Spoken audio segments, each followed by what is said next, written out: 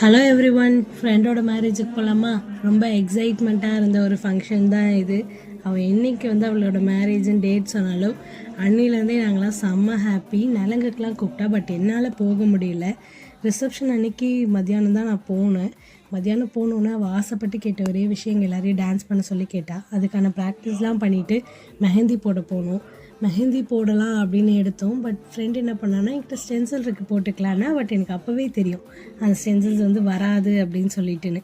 இருந்தாலும் ஆசைப்பட்றாளேன்னு போட்டு சொதப்பி தான் போச்சு. சரி, நம்மளே ஒரு மெஹந்தி ஆர்டிஸ்ட், நம்ம ஃப்ரெண்டுக்கு போடலன்னா எப்படி அப்படின்னு சொல்லிட்டு அவளுக்கு மெஹந்தி போட்டுவிட்டேன். மெஹந்தி போட்டு முடிச்சதுக்கப்புறம் ஃபங்க்ஷனுக்கு எல்லாம் ரெடி ஆகிட்டு அவள் ஆசைப்பட்ட மாதிரி டான்ஸ் பண்ணோம். நாங்கள் 3 பேரும் சேர்ந்து டான்ஸ்லாம் பண்ணி முடிச்சுட்டு ஃப்ரெண்ட்ஸ் எல்லாம் வந்திருந்தாங்க. அவங்கக்கிட்டலாம் பேசிவிட்டு நாங்கள் எல்லோரும் அதுக்கப்புறமா ஒரு குரூப் டான்ஸ் மாதிரி ஆடிட்டு எல்லா காசிப்ஸ் எல்லாம் பேசி ஒரு மாதிரி என்ஜாய் பண்ணிவிட்டு கிளம்பிட்டேன்.